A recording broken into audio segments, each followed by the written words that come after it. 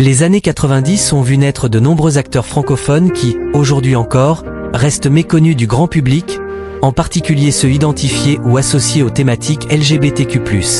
Nous vous proposons un voyage nostalgique à travers 13 personnalités du petit et du grand écran des années 90 qui, pour diverses raisons, ont un lien avec la culture LGBTQ+.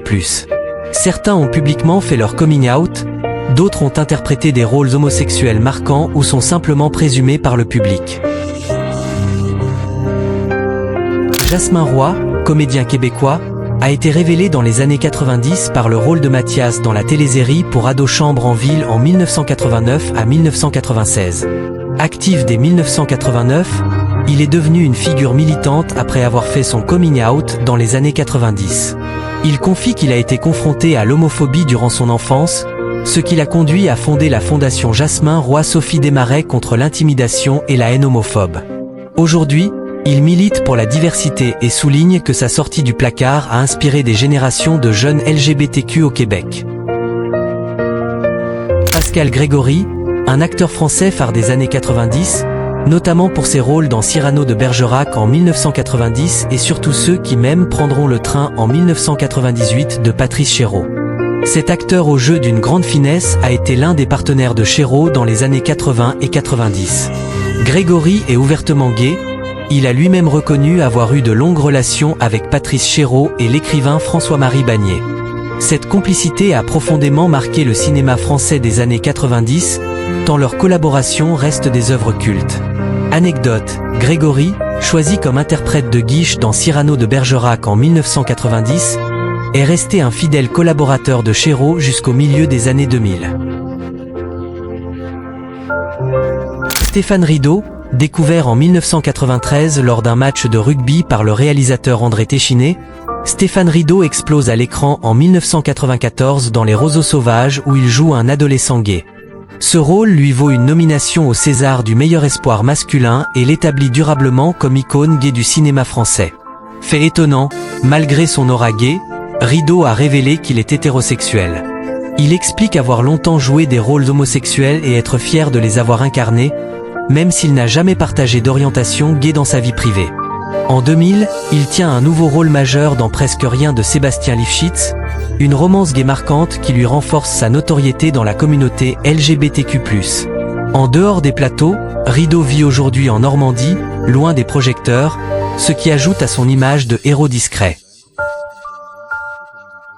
Gaël Morel, c'est un acteur et réalisateur français qui, lui aussi, a été repéré par André Téchiné dans Les Roseaux Sauvages en 1994 aux côtés de Stéphane Rideau.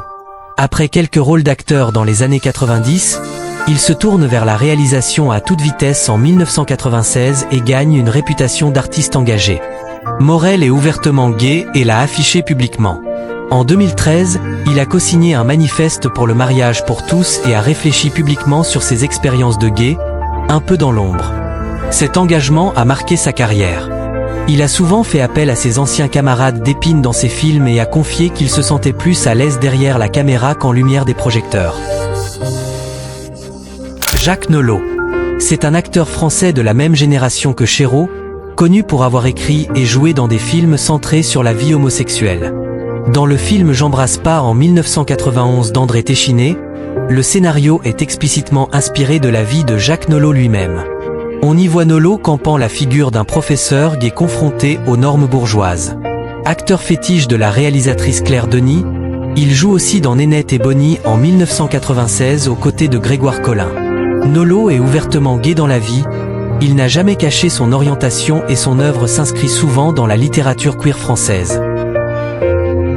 Patrice Chéreau, c'était un monument du théâtre et du cinéma français, également acteur à ses débuts. Dans les années 90, il réalise notamment La Reine Margot en 1994. C'était un homosexuel assumé. Il a fréquemment traité de la question de l'homosexualité dans ses films et pièces. Ses œuvres marquantes des années 90, au cinéma ou au théâtre, portaient sa patte gay, selon ses propos publiés.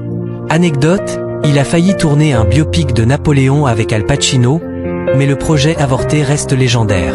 Sa vie privée restait très discrète malgré sa notoriété. Aujourd'hui encore, ses films, dont ceux qui même prendront le train, 1998, sont vus comme des jalons du cinéma queer français. Josiane Balasco, actrice et scénariste culte, Josiane Balasco a incarné des personnages lesbiennes emblématiques tout en restant libre sur sa vie privée. Elle est surtout célèbre pour Gazon maudit en 1995, comédie sur deux femmes tombées amoureuses l'une de l'autre.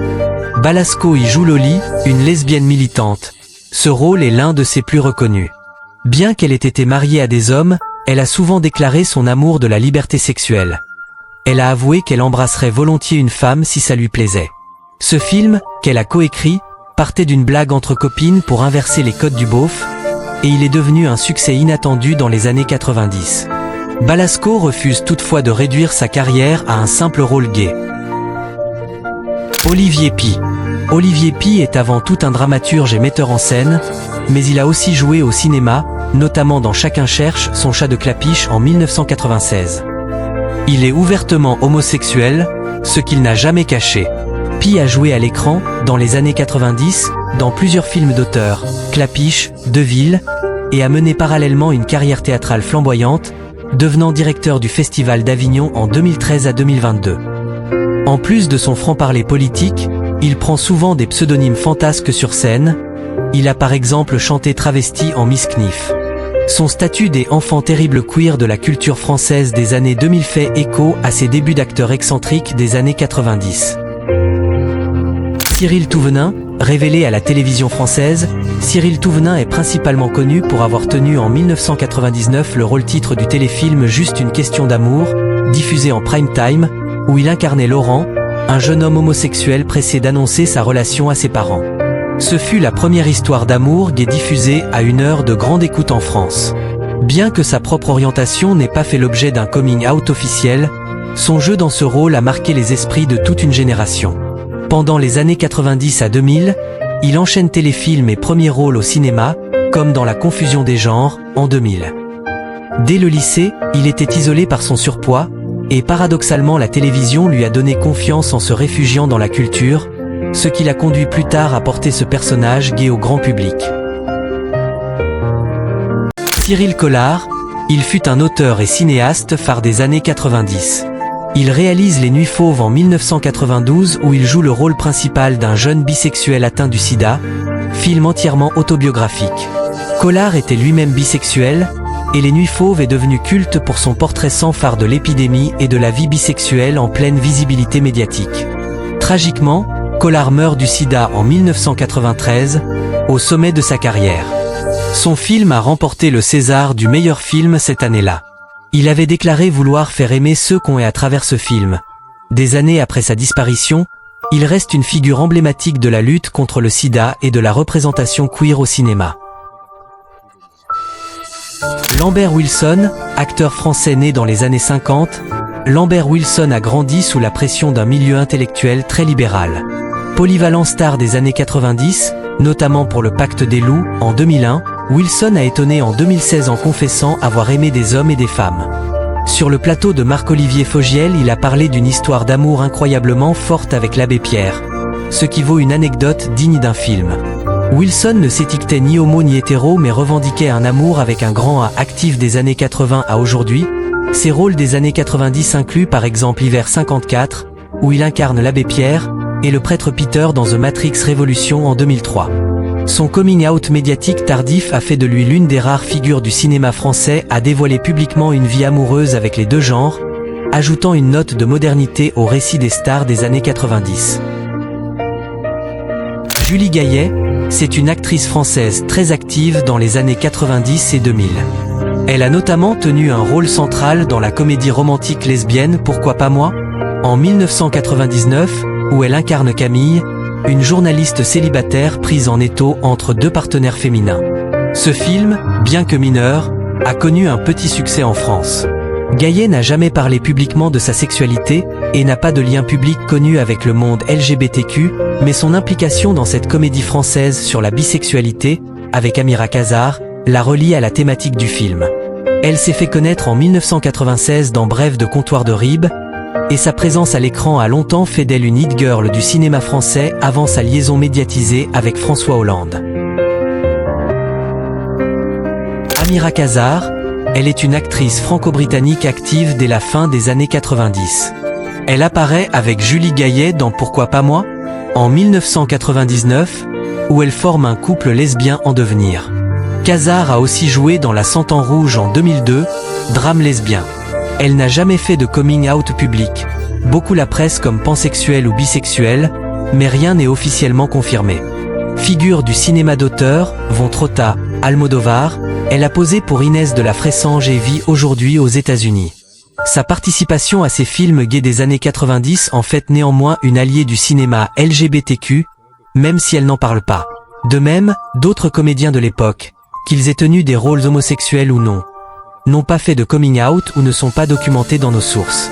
Notre liste se concentre donc sur les cas où la personnalité LGBTQ+ s'est avérée ou attestée. En retraçant ces parcours, on mesure l'importance du cinéma et de la télévision des années 90 dans la visibilité des minorités sexuelles.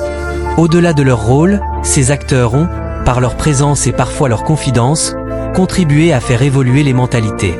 Même si tous n'ont pas forcément fait leur coming out, leur simple interprétation de personnages homosexuels a marqué une époque peu habituée à ces représentations. Espérons que ce tour d'horizon vous aura rappelé quelques souvenirs et donné envie de redécouvrir ces films et séries.